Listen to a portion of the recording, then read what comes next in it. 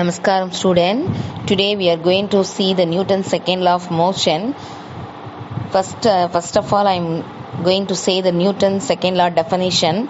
The force acting on a body is directly proportional to the rate of change of linear momentum of the body. The linear momentum I already taught. The linear momentum is defined as a mass and velocity of a moving body. The change in momentum takes place in the direction of the force. So now we are going to derive F is equal to ma. Let m be the mass of the moving body moving along a straight line with an initial velocity u. After a time interval of t, the velocity of the body changes into v due to the impact of an unbalanced external force. So momentum is represented by the letter P. P is equal to m into v. Now we come to the board.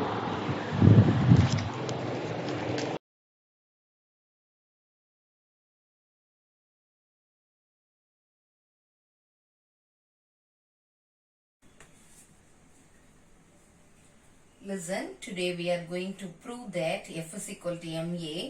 I already written momentum P is equal to mv. Initial momentum of the body mu. This is equation number 1.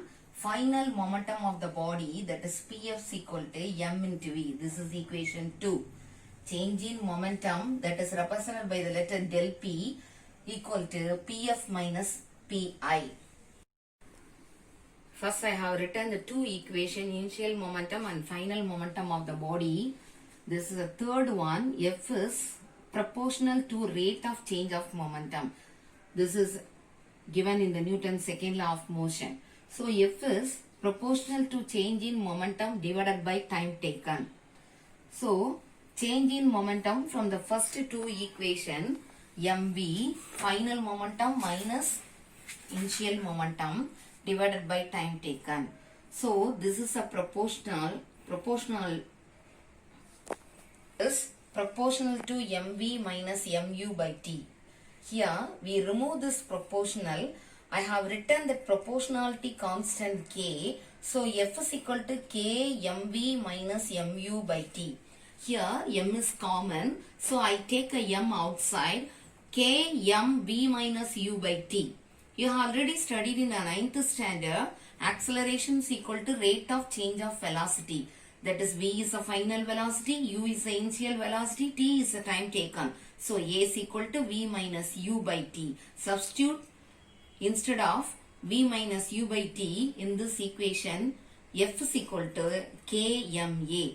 So if you substitute k is equal to 1, f is equal to ma. So we have derived that equation F is equal to ma. Hence it is proved F is equal to ma, Newton's second law of motion.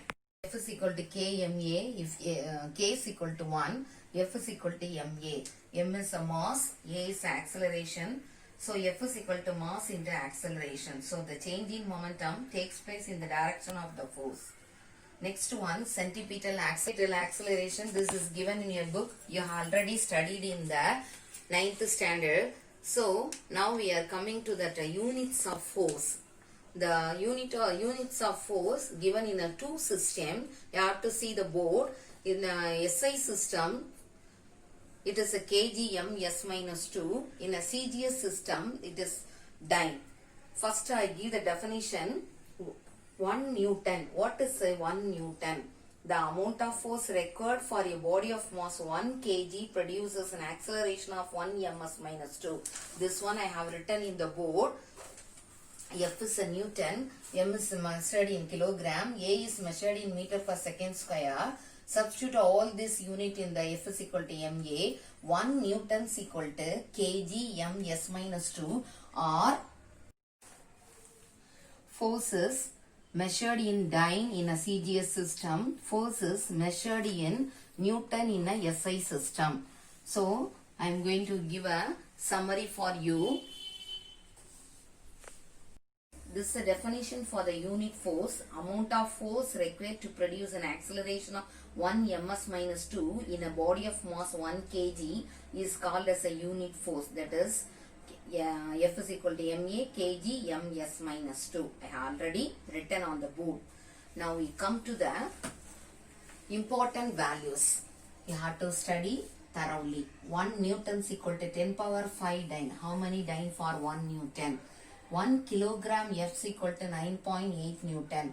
So F is equal to MA. You have to substitute.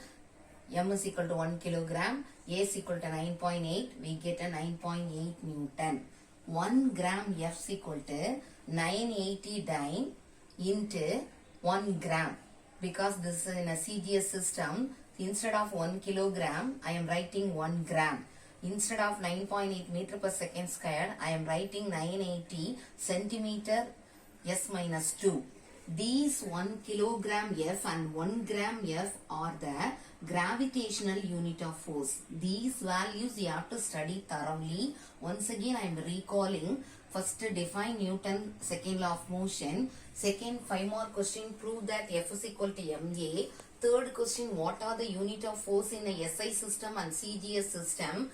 SI system, Newton. CGS system, dyne. Next, fourth one, define 1 Newton, define 1 dyne, define unit force. This is given in your book. I have to send the PDF. You have to see the PDF.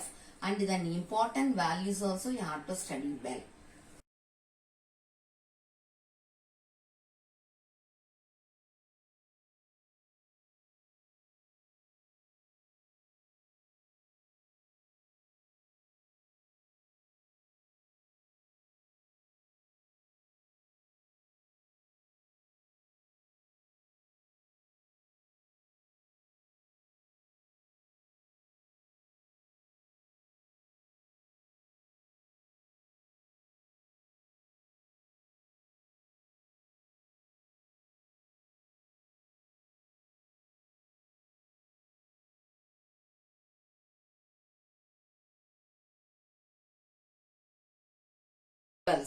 A large force acting for a very short interval of time is called as a impulsive force. When a force F acts on a body for a period of time t, then the product of force and time is known as a impulse. It is represented by the letter J. I have sent the video clippings. You have to listen carefully. Now you come to the board. J is equal to, this J is called as an impulsive force. The force acts in a very small interval of time. So it is said to be impulsive force. So J is equal to force into time taken. This is equation number 1. By Newton's second law, F is equal to, that is change in momentum, del P by T. Del means refer to change. Del P is equal to F into T, this force into time taken. Combining 1 and 3 equation, here right hand side are equal, so left hand side also equal. J is equal to del P. The unit of J is, that is impulsive force, is kilogram ms minus 1 or Newton second.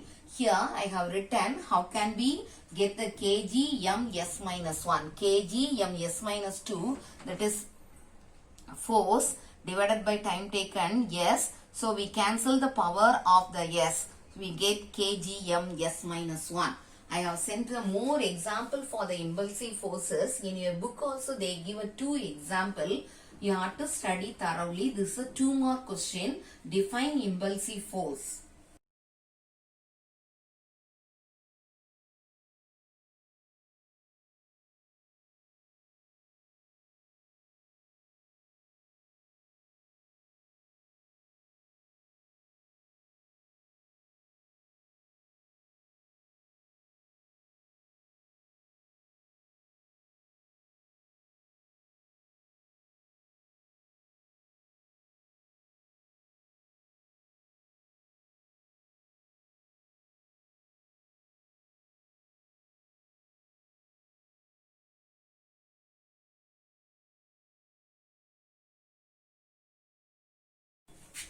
Now we are going to see the difference between mass and weight. You already studied in the 9th standard.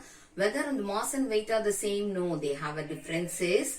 So what are the points in that mass? First of all, we are going to see the mass. Amount of matter contained in a body. What is a matter? Anything which has a mass and occupies space. If I take a 2 jug, 1 jug containing 2 kilogram of sugar and another jug containing 4 kilogram of sugar which has a greater mass 4 kilogram of sugar. So sugar is the matter. Second point, how do we measure the mass? We measure the mass in kilogram. In a smaller unit it is represented gram. Then third one, which is used to measure the mass. Physical balance or ordinary balance is used to measure the mass. Next, whether it is a scalar or vector quantity, it is a scalar quantity. What is the meaning of scalar quantity? It possesses only magnitude. Suppose we want to buy the apple or mango, we ask the shopkeeper only 1 kilogram or 2 kilogram. We mention that magnitude alone. Next, fourth one, this is a constant. It does not vary from one place to another. Give a point about weight. First point, what is the definition for the weight?